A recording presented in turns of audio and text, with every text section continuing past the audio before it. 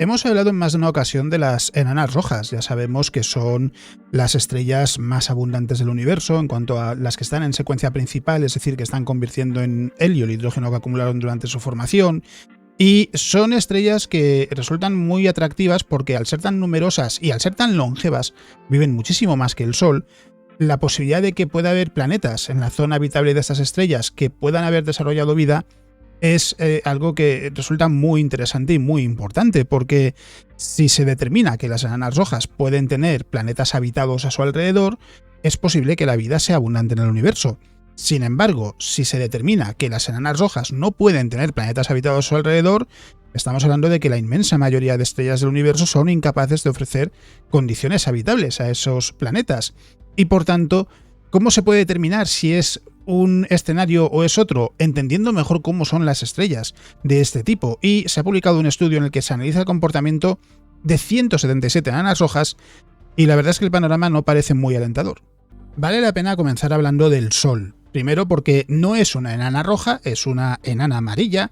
Es una estrella que vive bastante menos que las enanas rojas. El Sol va a vivir aproximadamente unos 10.000 millones de años, de principio a fin. Ahora tiene 4.500 millones de años y le quedan unos 5.500 millones de años hasta llegar al final de su vida. Una enana roja puede vivir, por ejemplo, 3 billones de años, 4 billones de años, es decir, 4 millones de años, muchísimo más tiempo. Y, sin embargo, el único planeta habitado que conocemos, que es la Tierra, orbita en torno a una enana amarilla. Estas estrellas son mucho menos abundantes, son aproximadamente en torno al 8% de las estrellas que podemos encontrar en la Vía Láctea. El 12% son enanas naranjas, que son algo menos masivas que el Sol, viven de 15.000 a 45.000 millones de años, es lo que suele decir la mayoría de estimaciones.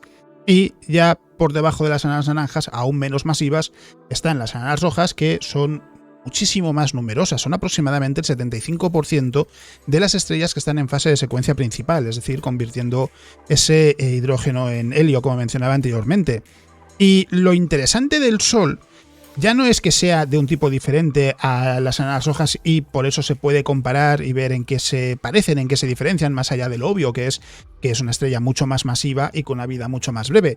Se puede comparar su actividad y además, como es la estrella en torno a la que orbita la Tierra, es la estrella que más se ha estudiado y que mejor se entiende. Todas las estrellas, en realidad, en mayor o menor grado, son variables. Hay estrellas variables que presentan una variabilidad muchísimo más grande y mucho más pronunciada que lo que se puede observar en el Sol, pero en realidad el Sol también pasa por ciclos en los que su actividad va variando de una manera ligera. Es lo que se conoce como el ciclo solar, dura 11 años. Y en ese periodo, la cantidad de manchas que podemos encontrar en la superficie del Sol va variando. En el mínimo puede haber periodos incluso sin mancha solar alguna, mientras que en el máximo solar se pueden ver muchas manchas en la superficie del Sol. Eso también dicta la frecuencia de las llamaradas que va a emitir, por ejemplo. Y esto se puede trasladar a lo que sucede con las enanas rojas. ¿Qué es lo que se observa con las enanas rojas? Lo que se observa es que su variabilidad parece que cambia de una estrella a otra. No todas las enanas rojas parecen ser iguales. En 2019, Próxima Centauri emitió una llamarada potentísima. Era 14.000 veces más brillante que cualquier llamarada que haya emitido el Sol. Y la zona habitable de las enanas rojas está mucho más cerca de la estrella que la zona habitable lo está del Sol.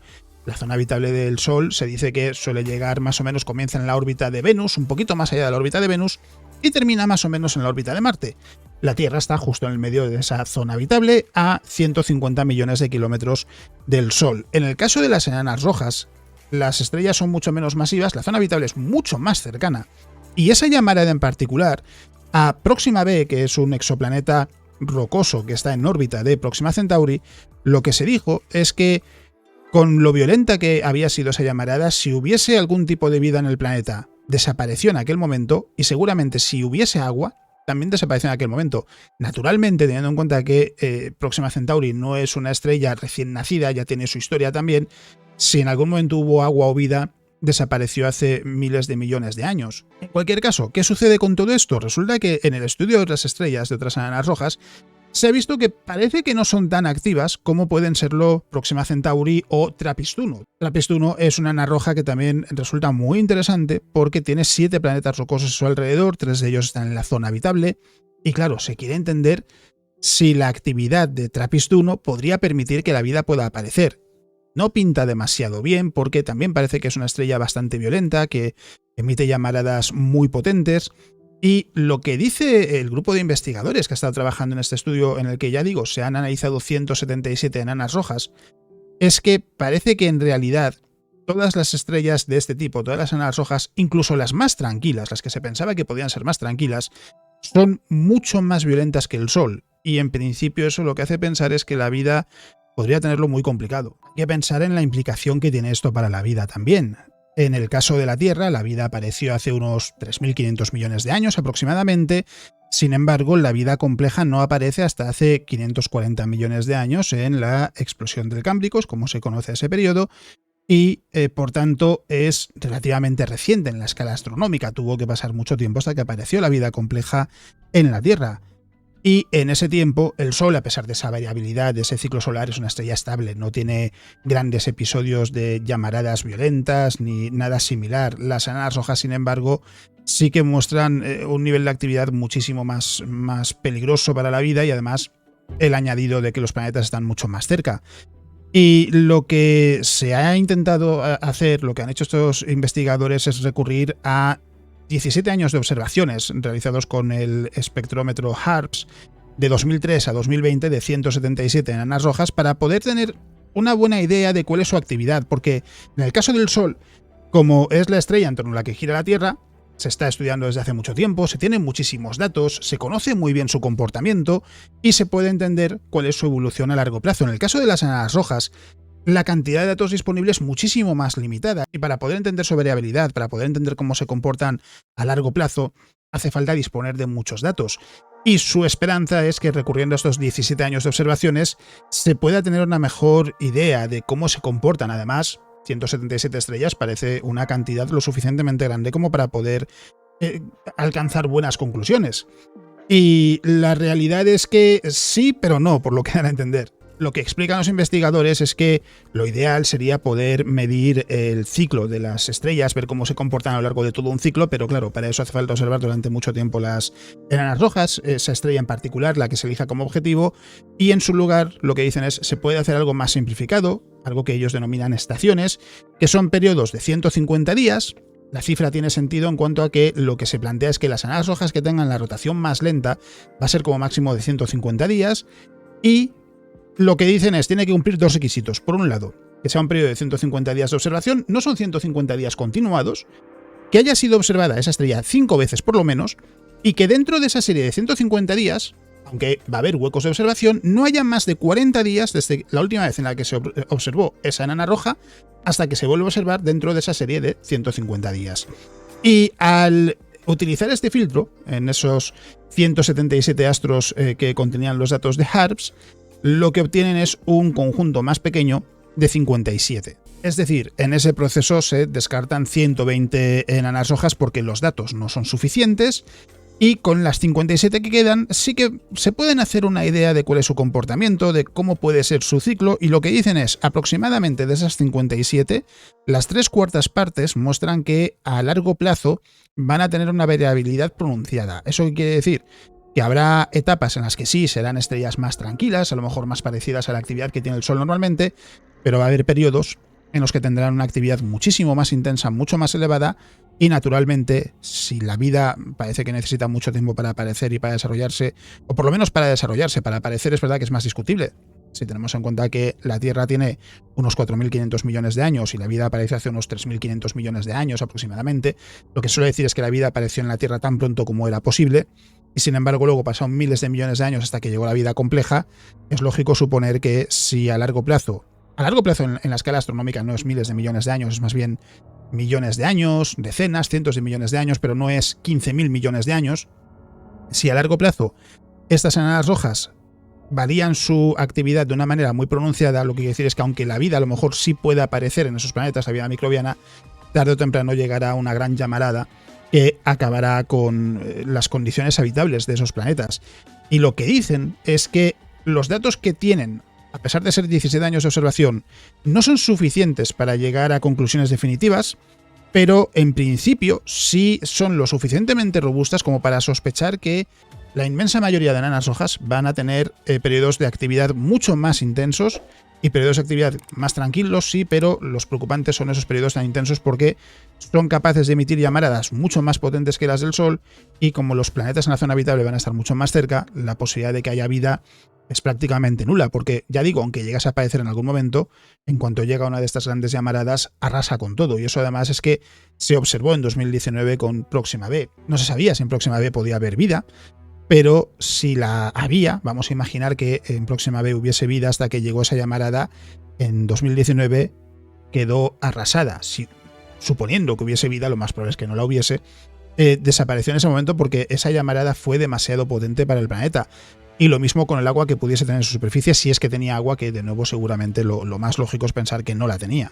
Hubiese desaparecido con aquel fenómeno. Aún así, no es una respuesta definitiva, en cuanto a que ya dicen que en el caso de, claro, el comportamiento a largo plazo de esas estrellas, es posible que con muchas más observaciones se pueda entender la complejidad de esos ciclos. A lo mejor a largo plazo, aquí estoy locurando yo porque que yo sepa, no he visto por lo menos que ellos comenten algo en ese sentido, pero entiendo que a lo que se refieren es que a lo mejor a largo plazo sí que es verdad que la actividad de la estrella puede subir mucho, pero en función de los ciclos, de las propiedades, los mecanismos de la estrella, a lo mejor la actividad no sea tan intensa como para llegar a esterilizar un planeta. En otros casos, sin embargo, sí será así. Lo que dicen en esencia es que, en principio, muchas de las enanas rojas, ellos de esas 57 que utilizan para su estudio, 3/4 partes tienen señales de que tienen una variabilidad muy pronunciada a largo plazo y que por tanto van a pasar por periodos de muchísima actividad, de llamaradas muy intensas.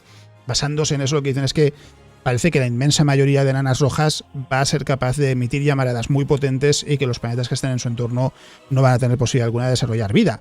Pero por otro lado dicen, las observaciones, aunque son suficientes para poder hacer suposiciones bien fundamentadas, es verdad que tampoco son suficientes para alcanzar conclusiones que sean incuestionables. Y por tanto, esto lo que quiere decir es, no está claro que realmente las enanas rojas no sean capaces de tener planetas habitados a su alrededor. Es verdad que este estudio, si es una indicación robusta, puede apuntar a que parece ser que no. Aquí es posible que las enanas rojas realmente no sean capaces de tener vida en su entorno, por lo menos no en una inmensa mayoría, porque tiene sentido también pensar que puede que haya enanas rojas más tranquilas y que simplemente no estaban en estas observaciones o que no se han encontrado.